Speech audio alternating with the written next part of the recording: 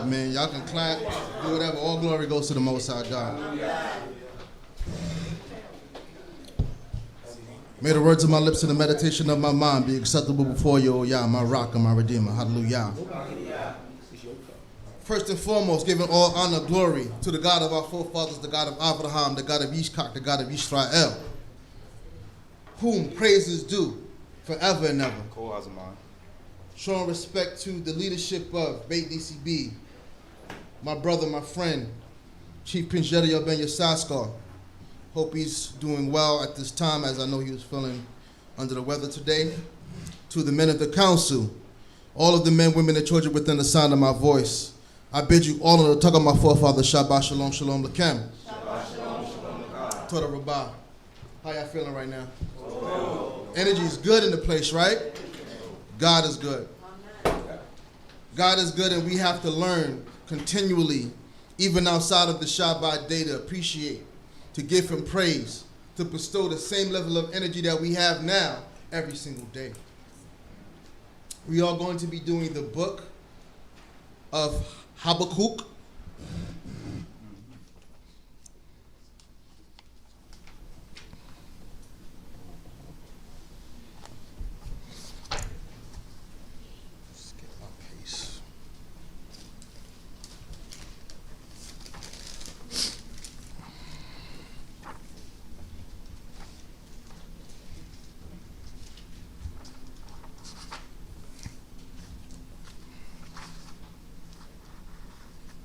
I see Heath is starting to show off just like his pops, right? A little bit. A little bit, right? A little bit. Little bit, yeah. But that's always been Mech's style. Mech's like to put on a show. And it's beautiful. That even generation after generation is following in the footsteps and praising the Most High God's name, using their work and their talents. And in this day and time, you know, there's so much that's going on, and I don't want us to get distracted by all of the things that we see on a daily basis. But it's important that we learn to pay attention to the things that we see. So, in reading this portion, I had a question for myself first, and for everybody within the sound of my voice. What does your faith look like? I'm not talking about your spiritual practice. I'm talking about your faith.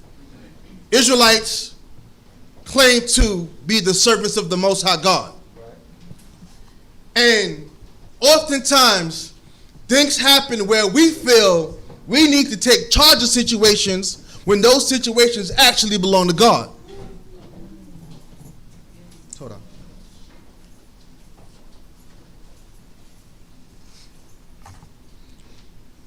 There's a problem with a lot of us who feel that we need to take control because things are not going the way we want them to go.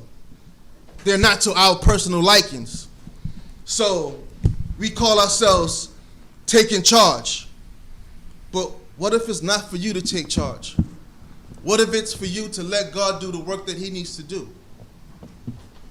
And how patient enough are you? I know I had to come and fix something. My OCD kicks in sometimes. I'm sorry about that.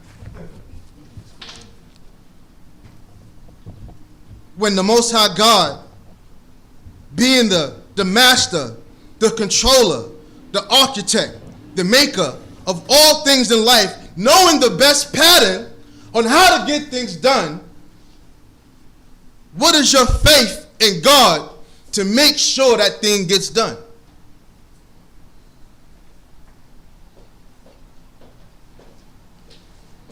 I say that because when we read about Habakkuk was a prophet. He lived in he prophesied in this. Let me even correct that. He lived in the southern kingdom right before the Babylonian exile. And he was a prophet that never spoke to the people. He just was ordained to document his conversation between him and God.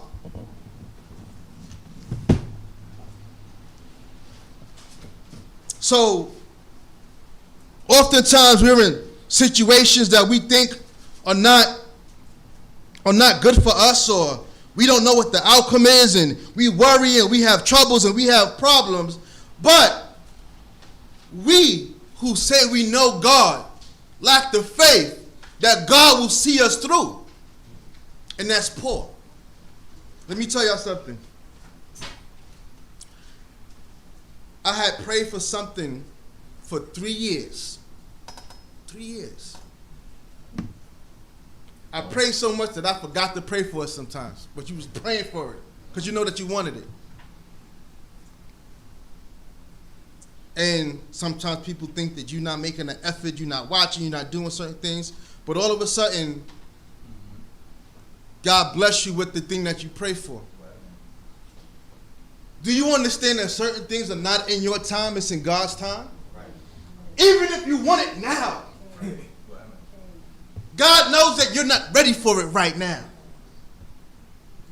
It's in God's time. I want to marry him now. Be patient. Not ready right now. You know the feeling. It's a human feeling. I get it. You know when you're hungry? The whole thing about hunger is like, okay, I'm hungry, but I got to cook. That delays the satisfaction of my hunger. You know, I got to taste something, make it. You know, if I want it to be right, I got to make sure that I take the time to put it under the right fire and let it cook thoroughly, whatever, 30, 40 minutes. But that's still a delayed gratification, but it's still something that's necessary if you want it right. Right? You want it right. Have y'all ever had pizza that wasn't made thoroughly? The cheese always gonna melt, but the dough is terrible. You ever had meat that you didn't let cook through sometimes, and you chewed on it, and it was like, yeah, let me put this back in the oven for another hour so it can get right, because you were trying to get what you weren't ready for. Be patient. Sometimes we really have to learn how to stand still and see the salvation of Yah. Sometimes you just got to pause.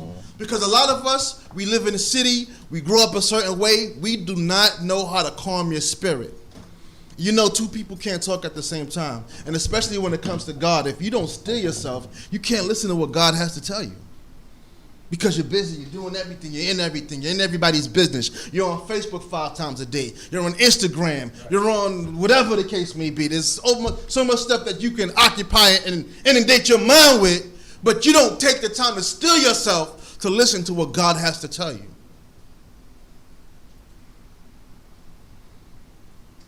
I want you to start reading about Habakkuk, and it's going to get into kind of what we need to draw out today in this day and time so that we can understand what God has for us in this day. Tamshi. Chapter 1. Chapter 1, verse 1. Hallelujah. Hallelujah. The burden which Habakkuk the prophet did see. How long, O Yahweh, shall I cry, and thou wilt not hear? I cry unto thee of violence, and thou wilt not save. Why dost thou show me iniquity, and behold this mischief? Why are thy spoilings and violence before me, so that there is strife and contention arise? Therefore the Lord is slack, and the right doth never go forth, for the wicked does beset the righteous. Therefore the right goes forth perverted. So Habakkuk is a conversation between God and the prophet. He starts off by saying, how long, O Yah, shall I cry? Meaning I'm looking at all of the stuff that's going on around me and I'm crying about it, and Yah, it seems like you're not doing anything about it. Now, do you really think that Yah's not doing anything about it? It's not true. This is rhetorical, right? To an extent. He's not accusing Yah of being still, more so than trying to draw Yah's explanation of why he is waiting out. Brothers and sisters, do you know what's going on this time, in this day and time right now? There's a war going on in Ukraine. Please remember that this pandemic is not over. Matter of fact, they said the cases are rising up again. There's been violence. I mean, I grew up in the crack era, and I thought that was violent. But at least the violence had a purpose to it. right? There was something going around. Either people were trying to take each other's blocks or whatever the case may be. They were stealing for crack. Now, the violence that you see now is nonsensical. It's people that are doing random, beating somebody over in the head, and I'm going to shove some feces in your mouth, and I'm going to do all types of crazy stuff. It doesn't even make any, there's no rhyme or reason to it. So now it's like, okay, you can't even tell your kids, don't go down that block or whatever. You can be right on the train, and all of a sudden, God want to start blowing up and shooting stuff up. Because of what? We don't even know why people are angry nowadays, but this energy now that the people who are not grounded in God are being affected by a lot of things and don't know how to control themselves. Right. I had my supervisor say something very interesting. She said that COVID forced people to deal with themselves, and a lot of people don't like who they were. And I found that very interesting. COVID also allowed us to deal with other people that were in close proximity to us, and we found out that we didn't like who they were either. Right. Started challenging your mind state concerning how the situations of life exist right now. And all of a sudden, you found out that I am not a good person. That, hey, the world, and you know what, there's something that goes on with people that experience a lot of death. PTSD is not confined to people that go to war. A lot of people experience it. You know, you go through, all of a sudden, there's people that I know that through COVID, they lost like 5 family members. They lost, in the end, there's some of us that think that we can just go on without counseling, without seeing bodies drop like that. It's not good. It's not healthy to think that you're going to be in a space where you can't have a confident or an understanding of what the Most High God's intentions are. And you got to think about that. Aren't you glad that I'm glad, but aren't you glad that you serve God? Right. So that at the end of the day that you have somebody to pray to that can give you comfort and understanding even in the time of crisis and death. God gives you answers. Those people that don't believe in God don't have answers. If you have a false God, you don't have answers. When you don't believe in the true and the living God who made all things and everything, you don't have answers. When you believe too much in yourself, you don't have answers. Say that again. And this is the world we live in, a vain, selfish, arrogant world. And this is the reason why people are bugging out. I mean, I'm seeing stuff. I saw something the other day where they went and crashed somebody's car, pulled them out and beat them to death. Somebody just jumped on the stage on Dave Chappelle, like with a gun knife, whatever he had. Right? And he was willing, because Dave Chappelle got friends. Like me, I got friends. You try to come at me, I got friends. You know what I mean? I don't know why he thought he was going to make it out of there in a good condition. You know, he lucky he lived. You know, he got an elephant thing on his head. But you attacking somebody that they know, listen. Yeah, they love this guy. He got friends that love this guy. There was white people coming out like, yeah. People just love Dave Chappelle. But you see, this it's like an ongoing insanity. A lot of people talk about the Will Smith situation, him smacking Chris Rock, whatever the case may be. The most embarrassing thing that I felt in that whole situation is that you shamed your own brother. Even if your brother was making a joke about your wife that's true, that throws her business out there anyway, you shame your brother. And there's probably 5 of y'all in the, I'm exaggerating, but there's 5 of y'all in the room, man. And you're going to embarrass your own when y'all could have listened. Let me talk to you for a second, bro. This is my situation, whatever. And but you see our state right now. Right. But you see that we're living in a madness, and God is making us sip from that cup of fury in this day and time. So as he's discussing this, and he's telling God, well, why haven't you seen these things that I'm dealing with? And at this point, we're talking about Eretz Israel, mainly Judah. Mainly the place where we are supposed to be brothers and sisters. The nations don't like us, but we are practicing hate and violence towards one another. Doesn't that look familiar? Even in this day and time? How many times has your own brother, who talks about he serves the same God as you serve, threatened your life? Talked about you bad, stabbed you in the back, Because usually the people that hurt you the most are the people that are closest to you. So when the prophet is crying, he's like, I know you see what I'm seeing. I know you see the same thing that I'm seeing. What is going to be done about this? What are you doing? Are you not going to do anything? But let's go to the book of Micah, which we just discussed just a couple of weeks ago. Chapter 3, verse 4.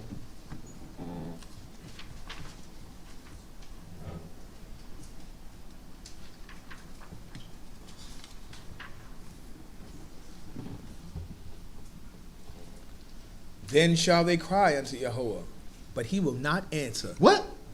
Then shall they cry unto Yahweh, but he will not answer them. Why? Because y'all don't deserve an answer from God. This is the thing that you chose to do. You chose to deal with your brother in a false manner. You chose to rob and steal from your own kind. You chose that. So now when you cry, when you see certain things, and the prophet is the prophet always represents in one way, shape, or form the advocate. So he's saying, well, why is nothing happening with all the stuff that's going on? Because, and if you read the book of Micah, I'm just reading that part, when you read the book of Micah, Micah tells you about all the stuff that we were doing to one another that was messed up. That was foul, it was dirty. But we were okay with it. Selling our own brothers and sisters into slavery. Using interest. All things that are against the law, using interest to put our own kind in debt. The priests, the sons of Levi, who we talked about this morning that was supposed to be consecrated and near to God, were robbing God's people.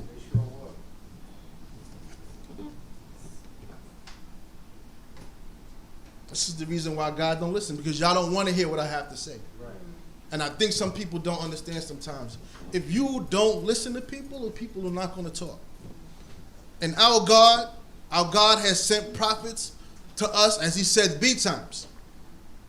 I sent prophets to y'all continually telling y'all to straighten up. And if I talk to you and I tell you and I tell you and you don't want to listen, obviously the prophets is going to get cut off. The word is going to get cut off. Continue in Micah. Yea, he will hide his face from them at that time, according as they have wrought evil in their doings. According to what you've done, you separated yourself from God. Lesson 1. Take accountability for the evil that you have done in your life. Stop blaming everybody for your separation between you and your God when it only had to do with you. When you messed up, God separated from you. When you did dirt, God separated from you. It ain't nobody's fault. Because when you make it other people's fault, then you take away your ability to come back to God. Because I can't do that for you. You have to do that for yourself.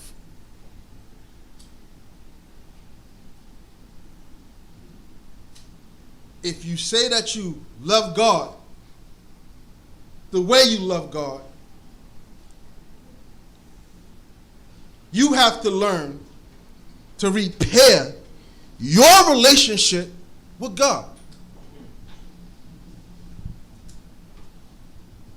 Don't you know we have priests, but a priest can't save you?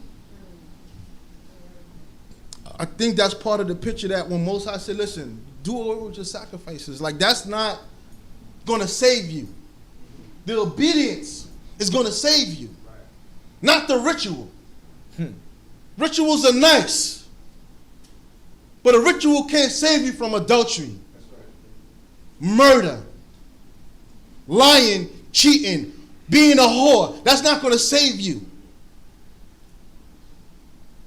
Some of us think that our alliances and our Facebook friends are going to save us. That's an image. It's not real. You can be popular amongst a lot of people. That don't mean that you're righteous. It's a difference.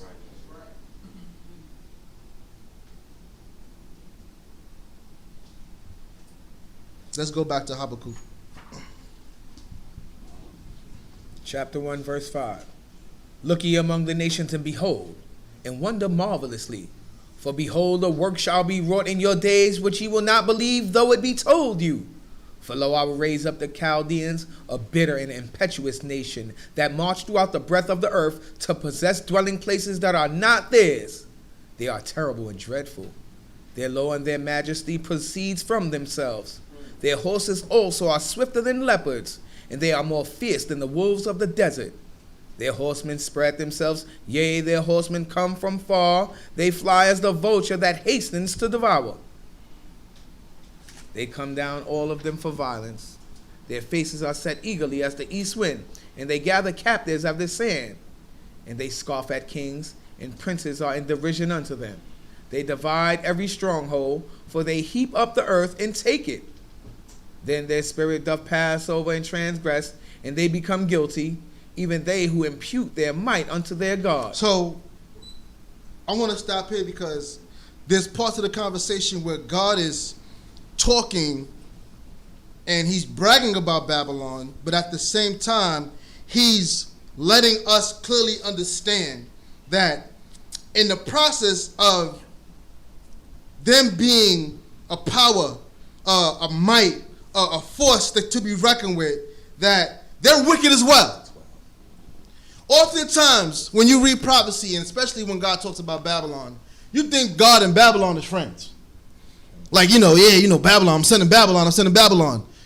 God clearly understands that these nations, Babylon, Egypt, Greeks, the Persians and the Medes, all of these nations are being utilized for God's purpose. But God clearly understands that these nations are wicked, and they will pay for everything that they've done.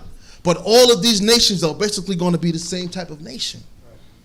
The Most High is not looking at us like, I'm because part of the argument of Habakkuk is like, these are heathens. And why would you use the heathen to punish the righteous? And part of what God is trying to explain is that I clearly know the type of people that I'm dealing with. But these are the type of people that y'all deserve. Didn't God prophesy that when Deuteronomy 28 said, I'm going to send you to a what? A no people. That's right.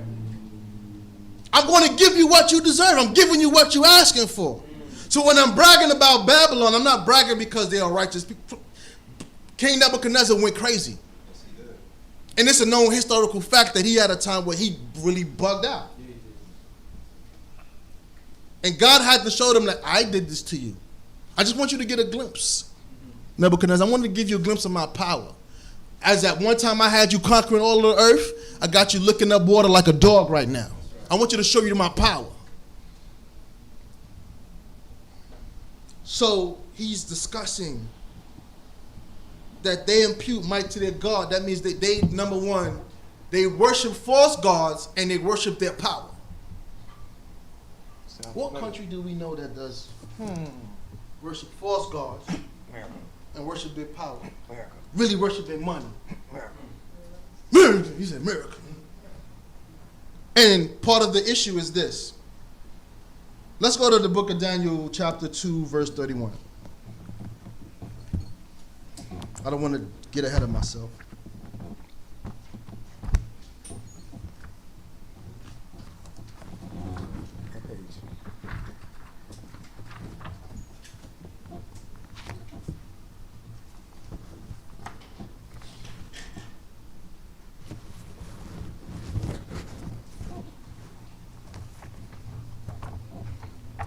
Daniel is, you don't got the same book. Yeah, that one is after Lamentations. 10:07.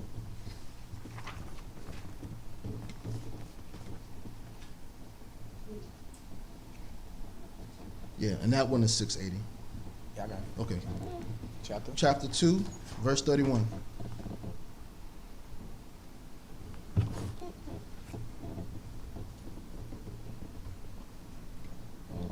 O thou king, sawest and behold a great image, this image which was mighty, and whose brightness was surpassing, stood before thee, and the appearance thereof was terrible. I just want to read the first verse, and I'm going to give you the backdrop.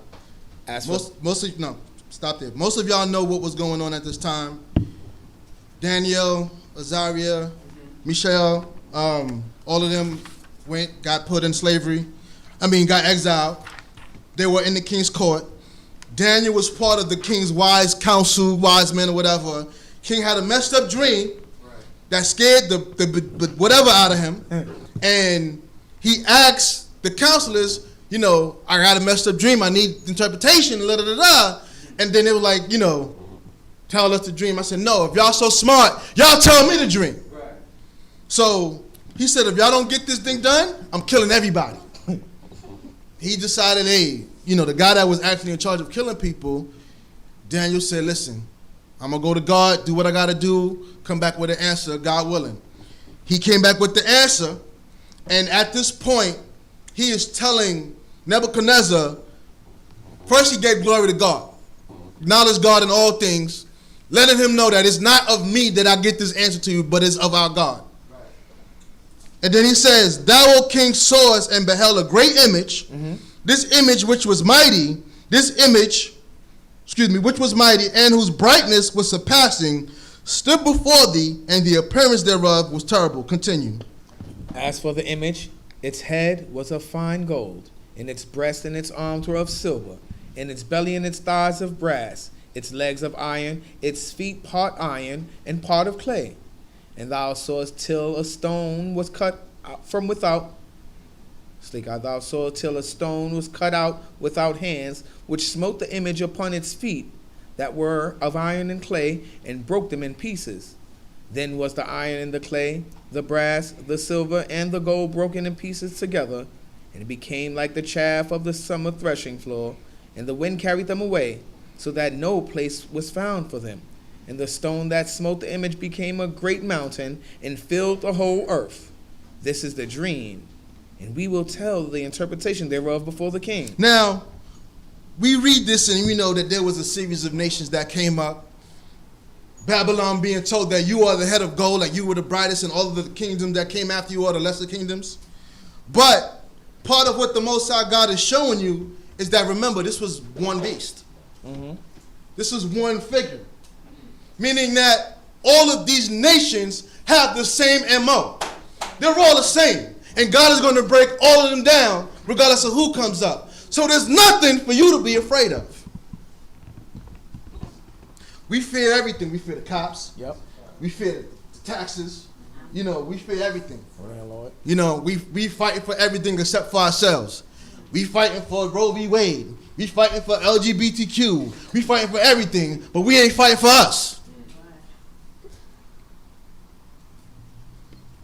So part of what's being discussed is that there's going to be a time where every single nation, not just the ones that we know about with the Greeks, and every single nation that have put their hands on us will be destroyed. Because all of these nations follow the same MO. God is letting you know, listen, I bring nations up and bring them down. I use them to serve my purpose when I need my purpose to be served. I'm still king. I'm still in charge. So there's nothing that Israel even has to worry, even in these days and times, with the violence and the corruption that goes on out. We see every day. I don't know what I'm going to do about the price of food, but I can't worry about it. Because it's not the first time that we've been through trouble, and it won't be the last. Don't you know what they did to us during slavery? They managed us with food. What? They managed us with food. Yeah, you sell out, you get some chicken. What? You sell out, you get some. Tell me who's plotting against us. Obadiah, tell us. It's Obadiah. Tell us who's plotting against us. Who's going to run? Oh, Sally going to run. She planning on going to north, following the railroad. Here's two chickens for you. Yes, I got some. Yeah. You can get off. You don't have to work during Christmas this year. Yes, sir. Yes, sir. But this is our people. We compromise to the core. And we worry because we are still slaves. Even though we were slaves back then, we slaves now. We worried about, there's people that tell me that, it'll be okay. God understands if you work on Shabbat. Does he understand? That you wicked. Let me tell you something. If Israel had the level of cooperation that they were supposed to have, nobody would have to work for any other nation besides ourselves. So you wouldn't even have to worry about the Shabbat if you knew how to cooperate. But now you have to go to Master for everything. Ask him your letter. I don't know if I can get the days off because it requires some things you just got to learn how to fight for, man. And if you lose your job and, you know us, I don't know because, my heathen girlfriend that I live with gonna get mad if I don't work and stuff like that. That's not the point of you not working. The point is having integrity. And if you are with a woman that don't have integrity, is not allowing you to have your dignity and integrity, then you don't need to be with her. If you are a man without integrity, you don't need to be with a woman. Stand for something, or you will fall for everything. We don't need to compromise who and what we are.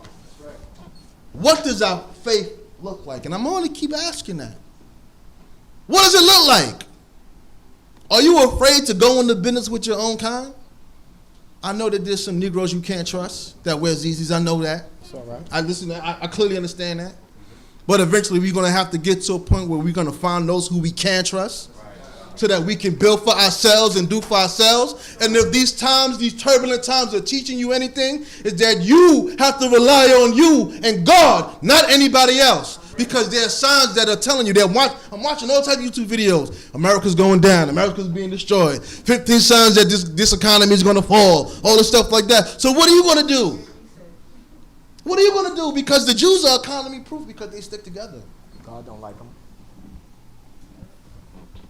Shoot. If we gather $10,000 together to buy one house that we can flip, that's just us. I ain't saying we got to do miracles right now. Basic things will get us over. Hey, let's gather some money and let's buy in bulk. It ain't gonna be cheap, but it'll be enough to stave off what we're feeling right now. Basic things. Hey, if Jews are dedicated to supporting and run with any business that they have, why don't we dedicate ourselves to support ourselves with businesses that we have? If I'm going to go and do something, let me go to an Israelite and do it. If I'm going to get some cakes, if I'm going to do this, let me be dedicated to supporting my own kind and not everybody else. Maybe Entenmann's and everybody else got to wait. And yes, you may love it, but is it better to support your own kind? And not make them a slave. Don't sit there and talk about, oh, your prices are too high and stuff like that. Don't do that. And at the same time, make sure that they give you quality. There's nothing wrong with that. It ain't gonna happen. It will. It's just not maybe us. This is the whole thing. Somebody's going to do what's right. That's right. That's a fact. I want to be one of those people that do what's right. This is the whole point. Some people think you stand there. We say it's not going to be us. Somebody's going to do what's right. That's right. There are Israelites that are willing to do what's right. Absolutely. Just because it's not you, you may be stuck in the Brooklyn mentality. That's you. Right. I know the New York, Brooklyn, I know the mentality that we got. And we stuck in it. Yeah. We got to grow out of that.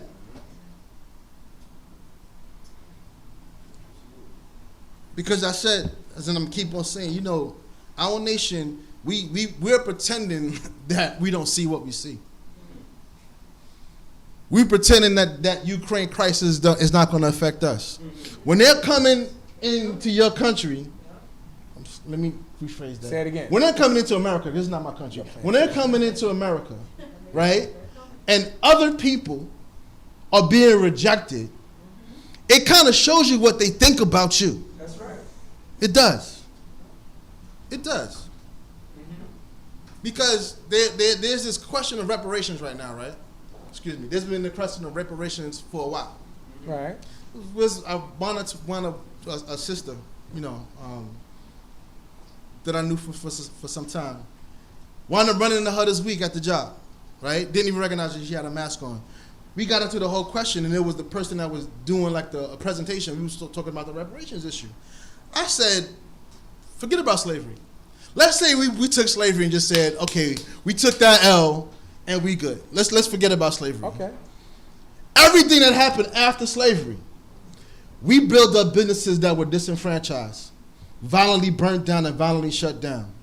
We will lynch 100,000 at least on record, right? From the 1900s, from the early 1864 to 1964. These are the ones that are recorded. We bought property and we were ran off our property. We were terrorized. We were abused. We were prevented. We have this thing called convict leasing where we got caught, because they have these laws. They have special laws for us. We couldn't get caught in certain areas on sundown and stuff like that, or we got caught walking around with vagrancy. We couldn't prove we had a job. We got locked up. And then instead of going to jail, people will buy our bail but say they have to work. You have to work for me for a certain amount of time to give me my money back. And then in that working, it was worse than slavery. You working in mines and fields and doing those, and people was dying because they working in coal fields and stuff, getting sick and all types of stuff like that. And what we don't know is that we were building wealth in this country way before any other foreign people came into the society. And there's a thing that we don't understand when it comes to money. Money is exponential. Say it again. Money is exponential. If I buy a house and I die, somebody inherits my house. Somebody inherits that wealth that I have. That house appreciates in value. So it becomes more in value than when I actually bought it. So that I can give my kids something. I can give my kids a business. I can send them to college. I can do all of that stuff. I got $100,000 in the bank. And with that interest, it turns into $125,000, $150,000. Exponentially growing so that my people can actually have something to use. When you destroy what I have, when they destroyed Tulsa, we didn't get no insurance even though we were insured. You know what that means? That means that if I'm alive, I have to start from scratch. So that wealth being exponential. So when you force me to be poor, do you know what, brothers and sisters? Poverty is also exponential. If I don't have anything to give to my children are going to have to start from scratch or from whatever deficits that they have during that social economic time. So you can't question why you put drugs inside this country and people want to sell drugs because we are starving. We have nothing, even though we make the effort. And we weren't destroyed because of incompetence, ignorance, lack of education, or laziness. We were destroyed because you violently took things away from us. But I even tell you that without faith in God, we will get everything that we deserve and more. Because what happened when we left Egypt? God said, spoil those monkeys. Payback. Take them. And you know what? They were so downtrodden, they were willing to give the shirts off their back. Just leave. Just leave. Because my son just died. And I don't know what to do. And yeah, I hated y'all. And some of us just, no, I'm not giving y'all nothing because I'm going with y'all. Yep. That's a fact. We left with a mixed multitude. I'm down. No, I'm going. Because what I just dealt with right now, your God is God. And whatever y'all, I'm rolling with y'all. I'm rolling with you. You know what I mean? That's it. Where y'all going? Wilderness? I don't know where I'm going. I want y'all to understand God's power. I want you to understand that because you don't see things in the fashion of the time that you want to see it, that don't mean God ain't working. God is always on his job. Always. He don't take breaks. Say what? He don't sleep. What? Nor slumber. He don't have a break. He don't have bathroom breaks and smoke breaks. He's not that. Never? He has plans on top of plans on top of plans that is far from us to understand. There's a word that I'm learning. It's called ecosystem. And I know we learn in school. The ecosystem, because you got the water, you got the and whatever, and the plants, The ecosystem that you develop is the environment that you do to enrich one another. Okay. Right? What does an ecosystem for Israel would look like? You know, I like sandwiches. I don't make bread. Right. Sister so-and-so makes bread. I'm going to go and buy my bread from her. Right? Right. As she gets bread money, right, I may be the person that provides meat or salad or whatever the case may be. Right. So therefore, we have an exchange. Matter of fact, our value is even beyond money because we can probably barter. That's right. But we have some type of ecosystem going on where we are able to rely on one another. There may be a sister that, hey, I work, you know, but I can't bring my kids to work. You are able to do daycare. I can rely on you in trust and civility to watch my kids as I pay you, and that can be an ecosystem for this whole entire nation. So I don't have to send my kids to foreigners so they can learn from their adversaries how to not be proud of who they are. Message. Right. What does the ecosystem for our nation look like? And I throw that out and I keep asking the question because I want you to think about that. I'm just giving small, silly examples. But on a larger scale, what does our ecosystem look like? How would we be able to function as a people? And you have to have the level of trust. But I'm not saying this to discredit anybody or to say that you shouldn't have trust in your own brothers and sisters. But the essence of all of what we need to do is us having faith in God. Absolutely. That's what it comes down to. Because even if I rely on you, at the end of the day, you know, I pray for Israel. I pray for people. I pray for the sick, whatever. I pray because I have to have the faith that God will see it through because I have no power in my hands. You wish that you had the control that you think that you have, but you don't. If it wasn't for Yehovah who was on our side, may Israel now say. Right. Trust me, because even the stuff that we deal with on a daily basis, think about the fact that God has mercy on us. And I'm thinking about that because I'm thinking about trying to write this book, and I'm like, okay, somebody used the title already, The Power of Mercy, but with mercy is opportunity to do the things that you can do in life to move forward and pursue without death, because we are all deserving. And mercy is not something that you deserve. Right. Some people think that, oh, I deserve. It's not mercy if you deserve it. Right. Right. God don't owe you mercy. He grants it to you. Nagaba. So if you're being granted, it's like I'm giving you in advance. You don't have to pay this loan back. I'm just giving this to you because I want to see you do better. And what you owe or should think to owe back to God is your ability to go and do better. Because at the end of the day, you know you don't have to be here. And I thought about it. I said, wow. What about the person that got shot eating food in his car? You know, the accidents that happen where people are on their job working and all of a sudden something fall down on them. I don't want to spook y'all, but I want y'all to understand that God's mercy is actually working on you. Because the stuff that happens with people is random. It seems that way. We don't know what they've done or haven't done. You know what you did. So when you go back inside your house and close the door and go to sleep, are you thanking God? That's right. Absolutely. Because you don't have to be in that space. Brother said that he was late one day, and it was a wild story. It was Pesach, and we talking about this. He said, yeah, you know, he was so nonchalant about it, but it was very serious. You know, Ron wasn't laughing, but he was like, yeah, you know, I was doing something behind the stove, something happened, and I smelled something, and boom, boom, boom, and he went, and he said the situation lasted, what, 10 minutes altogether? 30 minutes, but could have been a disaster. That's mercy. Because it was something that can be potentially, and we saw in the Bronx, 7 people had passed away from a fire, something that could have been averted. You don't think that they were using those heaters, they trying to stay warm. Right. They ain't trying to kill themselves. But this, and all the reason that we have to thank the Most High God, we should never turn his back on him.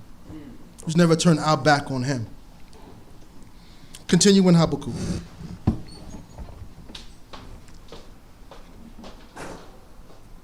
Third 12, I think we're at 12. 13. Art thou not from everlasting, O Yahuwah, my God, my Holy One? We shall not die. O Yahuwah, thou hast ordained them for judgment, and thou, O Rock, hast established them for correction. Thou art of the eyes too pure to behold evil, and that cannot look upon mischief. Wherefore lookest thou when they deal treacherously, and holdeth thy peace when the wicked swalloweth up? When the wicked swalloweth up the man that is more righteous than he, and makes men as fish of the sea, and as the creeping things that have no ruler over them.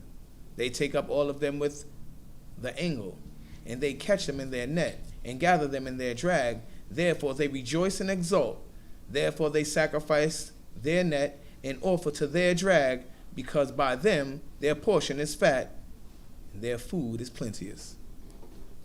Shall they therefore empty their net, and not spare to slay the nations continually? So the comparison is really talking about slavery, slave labor, how these nations, because we're known, these nations are known for, catching people, making them subservient. This is how they make their money. This is how they build up their society. So as he's making that comparison, he's comparing men to them catching like we are compared to catching fish in a net. And he says, shall they therefore empty their net? Meaning, just like Pharaoh. Pharaoh refused to let us go. Even when he let us go, we took us back like, I'm changing my mind, I'm changing my mind, I'm changing my mind. Just like the society in America. Don't you know, if they didn't have a class of people to be at this bottom level, this country would suffer. There was never a time that we were never slaves in this country. I want you to understand that. We went from being enslaved on plantations to being slaves at jobs and sharecropping and convict leasing to being slaves in jail. I'm surprised. I had to learn about the prison industrial complex. I didn't know so many businesses were invested in jail. Mm-hmm. And then there's so many people that are coming out now talking about, I didn't do what they told me I did because of DNA testing. And they found out people doing life sentences and 30 years. You can come out, but you can't sue. What? You can't sue. You can come out, but you cannot sue. And they come out with all types of health problems and all types of conditions. And, it's one thing. There's people that they go to jail. They know what they did wrong. They in there. They brutal, they this, they that. There's people that I ain't do nothing. And I'm here. And they have to mentally wrap their heads around being in jail for the rest of their lives for being innocent. And I'm telling you that God is going to punish this nation. First, you have this unraveling happening. Because sometimes God got to pull up the nation's skirt to see what they're dealing with. And this America is being pulled up. You can see it. You can see this country. When you're in a society where you got a Trump, a clear narcissist and an idiot, who's pulling power amongst a population of people, sometimes I'm like, I thought Bush was bad when Bush was around. He was. I wish Bush was running for president right now. You be so, God will pull up the skirt of this country. I'm like, this is who y'all believe in, and this is who y'all support, and there's people that they know they know Trump is no good, but he has to follow him. So we live in a society that practices politics over morals. Right. This dude is on tape talking about grabbing people in a certain area, and he was dancing with the guy Epstein when they was before this is a child predator that you having parties with. All of a sudden he's all forgiven. So I'm saying population and popularity don't mean nothing over your morality. Follow God. Don't worry about American politics. I may vote Democrat, but I'm not a Democrat. If there's somebody that's better than them, I'll vote for them. I vote like Jews vote. I vote according to the things that interest me. Right. That's how people have to vote. And I'm waiting for a time where black people don't have to just automatically vote for anybody. Let them come to your table like they do with all the other nations. Come to our table and give us what we want, and then we'll get our support. Don't automatically swing your vote to no place. Is Biden doing a terrible job? Of course he is. What president that you know right now is going to do a good job?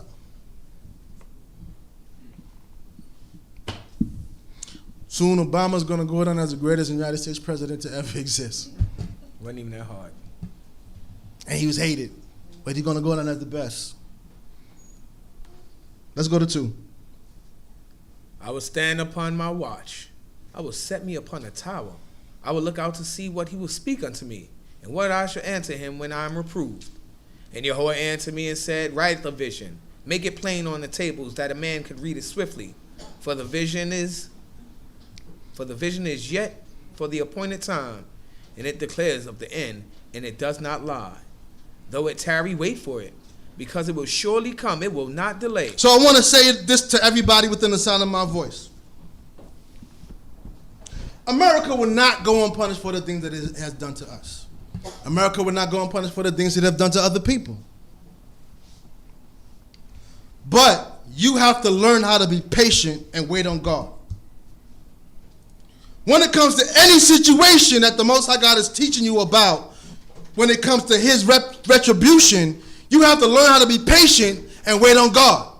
Because as it says, though it tarry, wait for it. It's coming. It's going to come. It's going to happen. There's some things that our forefathers were waiting for that we're seeing right now. Don't you know how people were looking for a black president? They were coming out there. They were like, because they never thought that they would even think to see something like that in their lifetime. But you got to wait on God, because this is God's show. I don't care how you feel. You want things to be done now and everything like that. It ain't about you. God knows the right time to do his work, because he's God. And you know he's smarter than us, you know. That's why they call him the supreme intelligence of the universe. He knows more than we do. And some of us think we're pretty smart. Time sheet. Behold, his soul is puffed up. It is not upright in him, but the righteous shall live by his faith. Yea, moreover, wine is the treacherous dealer, and the haughty man abides not. He who enlarged his desire as the grave and as death, and cannot be satisfied. So I want to stop to read 4 again. Behold, his soul is puffed up. It is not upright in him. What that is referring to is all of those who were in the nations, all of those who were in Israel, all of those who are amongst all of the people who feel that they're in their iniquity, but they can't be touched. Some of us believe in our might. We believe in our guns. We believe in our crew. But we fail to believe that true power rests with God. And it said, but the righteous shall live by what? His faith. Faith is not just belief. Faith is, I know for a fact that even though I don't control it, I don't see it, the Most High will make it happen. I don't have no power over the situation. I don't have control over the situation.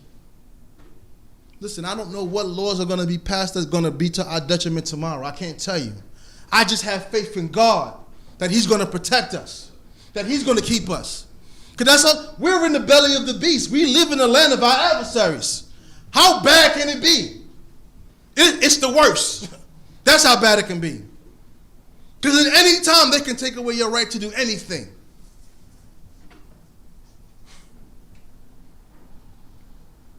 But you have to have faith. I'm not talking about Christian faith. I'm talking about the knowledge that you know God is real and that he's going to do what he said he's going to do. When he's going to do it. Time sheet. But gathereth unto him all the nations, and heaps unto him all the peoples. Verse 6. Shall not all these take up a parable against him, and a taunting riddle against him, and say, woe to him that increased that which is not his? How long? And that which ladeth himself with many pledges. Shall they not rise up suddenly that shall exact interest of thee? and awake, that shall violently shake thee, and thou shalt be set for booties unto them. So this is the first accusation that he has against all of the nations that practice the same thing. These are all other types of Americas. Woe unto him that increaseth that which is not his. That means you take. You don't work. One time I was looking at this whole aspect, because they talked about the lazy Negro, all this stuff like that, and I found out that most of the wealth that was built in this country was built through corruption. Built through slavery, built through the stealing of people, built through the false use of labor, built through exploitation and manipulation, built through rape, built through seizing other people's land and property that they worked hard for and tried to build. Even taking the land of the people, of the indigenous people that were here, and calling it, what do you call it? Manifest destiny and white supremacy and all types of other stuff. But God will exact judgment on all of those who practices like this. So I say to you, when you call yourself Israel and you use your own kind to uplift yourself, what does that say about you? Because trust me, there are people that is going to talk about it. People that gain power and money through unjust means. You are feeding your child with crack money with the belief that, I got to survive. But that's your brother. Y'all share a relationship, whether you know it or not. People of the same lineage share a relationship. So it's okay for him to rob, steal it from his own mama, try to sell her baby and all types of crazy stuff so that you can feed yours. I want y'all to think about that, because this is part of the state that we're in. A lot of the gangs that are happening right now, the Wu, the Chu, all of them fighting one another, and, they don't care. They go on Instagram and start bragging about who they shot last week. And they make a rap song about it. Stupid. And they're ignorant because nobody's teaching them what's right. But Tumshi. Woe unto him that gains evil gains for his house, that he may set his nest on high, that he may be delivered from the power of evil. Thou hast devised shame in thy house by cutting off many people, and hast fortified your life. For the stone shall cry out of the wall, and the beam out of the timber shall answer it. Woe unto him that builds a town with blood, and establishes a city by iniquity. Behold, it is not of Yahweh of hosts, that the people labor for fire, and that the nations weary themselves in vanity. For the earth shall be filled with the knowledge of the glory of Yahweh, as the water covers the sea. Woe unto him that gives his neighbor drink, that puts the venom thereto, and makes him drunken also, that thou mayest look upon their nakedness. Thou art filled with shame instead of glory. Drink thou also and be uncovered. The cup of Yahweh's right hand shall be turned unto thee, and filthiness shall be upon thy glory. You know what? We did that. Give people crack so they can be hooked on it, so they can be a customer. Be like that. Making people do drugs or certain alcohol and knowing that they can't handle it. Mm-hmm. You know how many stories I've heard about women getting drunk and being taken advantage of? Like was said this morning, we have to learn how to regard our own kind. And stop practicing the exploitation of our adversaries on one another.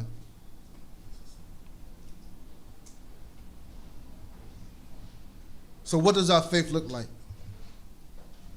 What it should look like is care. It should look like I should be able to see God through my own people.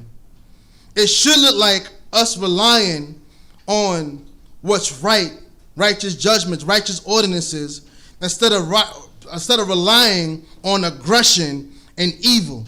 Because some of us think that if we have the numbers and the power and we can practice violence and threaten people, that makes us special. I can get things done because he's scared of me. even at the cost of your life, brothers and sisters, fear no one but God. That's right. Because at the end of the day, who's going to see you through? Baruch Shema. Who's going to see you through? Him. Sometimes we think I'm going to make a call, I'm going to call my mans and them, whatever. He may have a little bit of street cred, but that don't mean he got power with God. And if God wants you in any condition that he has you in, it's on him. He's the one that you have to pray to. Trust me, we had prophets that been in the lion's den. Mm-hmm. We had prophets that we had men that been in the fiery furnace. The only thing that saved them was their faith in the Most High God. They didn't pull out no guns and no knives and no swords. What? That was it. So what I'm saying is that if God has on record what we have to do in order to be saved, if we were intelligent, we would do those things. We would make sure that we would pray, we would cooperate so that the Most High God will free us from this state of derision that we're in right now. Time sheet. 17. For the violence done to Lebanon shall cover thee, and the destruction of the beasts which made them afraid, because of the men's blood, and for the violence done to the land, to the city, and to all that dwell therein. What profit the graven image, that the maker thereof have graven it, even the molten image and the teacher of lies, that the maker of his work trust therein, to make dumb idols. Woe unto him that saith to the wood, awake, and to the dumb stone, arise. Can this teach? Behold, it is overlaid with gold and silver, and there is no breath at all in the midst of it. But Yahweh, in his holy temple, let all the earth keep silent before him. Time sheet. A prayer of Habakkuk the prophet upon the Shigionot. O Yahweh, I have heard the report of thee, and am afraid. O Yahweh, receive thy work in the midst of the years. In the midst of the years make it known. In wrath remember compassion. Amen. God comes from Teman, and the Holy One of Yisrael from Mount Paran, Selah. His glory covers the heaven, and the earth is full of his praise. And a brightness appears as the light, rays hath he set aside, and there is the hiding of his power. Before him goes pestilence, and fiery bolts go before his feet. He stands and shakes the earth. He beholds and makes the nations tremble. And the everlasting mountains are dashed in pieces, and the hills are made to bow. His goings are of old. I see his tent in Cushan in affliction. The curtains of the land of Midian do tremble. It is, O Yahweh, that against the river, it is that thine anger is kindled against the river, or that thy wrath against the sea, that thou dost ride upon thy horse, upon thy chariots of victory. Thy bow is made quite bare. Sworn are the rods of thy word, Selah. Thou did cleave the earth with rivers. The mountains have seen thee, and they tremble. The tempest of water floweth over. The deep utters its voice, and is lifted up its hands on high. The sun and the moon stand still in their habitation, at the light of thy arrows as they go, at the shining of thy glittering spear. Thou marchest through the earth in indignation. Thou threshest the nations in anger. Thou art come forth for deliverance of thy people, for the deliverance of thine anointed. Thou woundest the head out of the house of the wicked, uncovering the foundations even unto the neck, Selah. Thou hast stricken through with his own rod the head of the ruler, that comes as a whirlwind to scatter me, whose rejoicing is as to devour the poor secretly. Thou hast trodden the sea with thy horse, thy foaming of mighty waters. When I heard, my inward parts trembled, my lips quivered at the voice. Rottenness entered into my bones, and I trembled where I stood, that I should wait for the day of trouble, when he goes up against the people that he invadeth. For though the fig tree shall not blossom, neither shall the fruit be in the vines, the labor of the olive shall fall, and the field shall yield no food. The flock shall be cut from the fold, and there shall be no herd in the stalls. Yet I will rejoice in Yahuwah. I will exult in the God of my salvation. I want to stop there. He's just going to finish out 19. But what you're reading in 3 is the prophet is magnifying God and being revealed the power that God has. So oftentimes we forget, and even as I started off, I just talked about God's power and his magnificence and what he can do. But oftentimes Israel has to be reminded that God is God. Sometimes we forget that God is in control of all things. Sometimes we forget the might and the power that he can do until we see it, and then we're reminded, oh yeah, that's Jehovah. Oh yeah, that's the God of Abraham, Isaac, and Jacob. Oh yeah, that's the God that divided the waters. There's a story regarding when the Most High God, because he's talking about deliverance, and he's talking about the same type of impact that he had all the way back in Egypt when he delivered us out of the hand of Pharaoh. There's a legend that when the waters split in two, nobody went down there. Right. Everybody was like, I ain't going down there. You know what I'm saying? I know what I saw, but I ain't walking down there. And they said the first person to walk down there was a Judite, the prince of the Judites, by the name of Nachshon. That's what I heard. And you can understand the character of Judah, and it says why Judah go up first, because you have to think about the mentality, and I want y'all to think about it now. We just finished being slaves in a land that wasn't ours for 400 years. What's the small step? My man. What's the small step? If I drown, I'm better off in the sea than I am back there. So his walk, sometimes somebody takes that first step. His walk decided to be like, well, okay, Nachshon go then, you know what I mean? Because he was the only, prophet, Aaron and Moses, they not civilians, right? They the ones that talk with the Most High God, so they will take that step. But he was the first guy, like everybody else, to say, hey, I don't got nothing to lose. Mm-hmm. And when it comes to God, you have to think like that. You have to step out on faith. Because look at what you're dealing with right now. The only thing that you have to look forward to is God. Because America can't offer you anything. They can't. The job that they give you, they can take away tomorrow. That's right. There's people that are sitting in jail that have done nothing. There's Black Panthers that are sitting in jail without charges. Excuse me, they sitting under jails. They sitting in places that you can't get to without a 5-hour drive in a plane. We got to understand our condition. It's all about us not returning to God.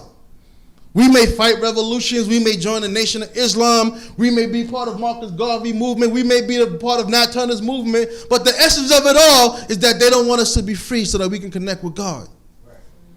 Because that's what troubles them. If Hoover tells you we are trying to avoid the rise of a black Messiah, say what? That means that that's something that they fear. They're always connecting us with some level of spirituality. They know somebody's going to come out of these people that's going to do some damage. Let's see what we can do to stop that. Let's hook them on something. Let's hook them on sex. Let's hook them on drugs. Let's do whatever we can to hold them down or to stop it, because they know that it's inevitable. Why don't you? As you come here today and you worship the Most High God, take this home with you. Your God is enduring. Your God can fight any battle, even the battle that you think is impossible. That's right. Your God is the God of gods. Meaning that, that's the term that they use in the Tanakh, God, because there's no other God but God. It's true. But there's people that make themselves gods. They're powerful like that. They can say this and all of a sudden your life is gone. Mm-hmm. God is in control over all of that. Right. And you have to begin to use them, because remember, he didn't love the kings. He didn't love the pharaohs of Egypt and the emperors of Babylon. He loved these simple men called Abraham, Isaac, and Jacob. Right. Simple men. They ain't had no big rep in the streets. They were simple Bedouins. That's right. They didn't even own land. They rented.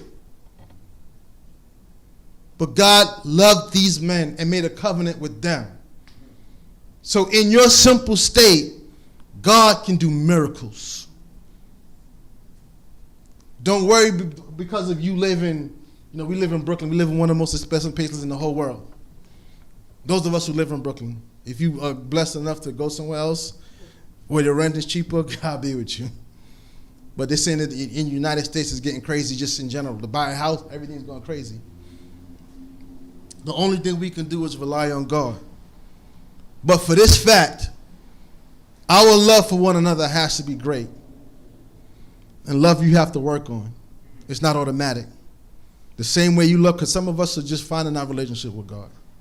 Some of us were born in it, broke it, and still always trying to find our relationship back with God again. But you have to work on that. Because God is ever present. And God, whether you know it or not, let me tell you, there's some Israelites there that stink. But God wants us to be better. He's always rooting for us. Mm-hmm. And this is wild. With all of the stuff that we've done to him and disgraced him and spit in his face, God still is rooting for us. So we should always give glory to this great and mighty King. Let's finish out. Yea, I will rejoice in Yahweh. I will exult in the God of my salvation. God, Yahweh is my strength, and he makes my feet like hinds. He makes me to walk in my high places.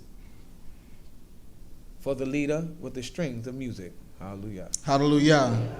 Brothers and sisters, I hope you got something out of what was brought forth. Thanking the Most High God for all things and everything. Thanking him for your lives this day. Hoping you still got something out of what was brought forth and that you're able to take it home and rejuvenate yourself for the week. Hallelujah. Hallelujah. With that,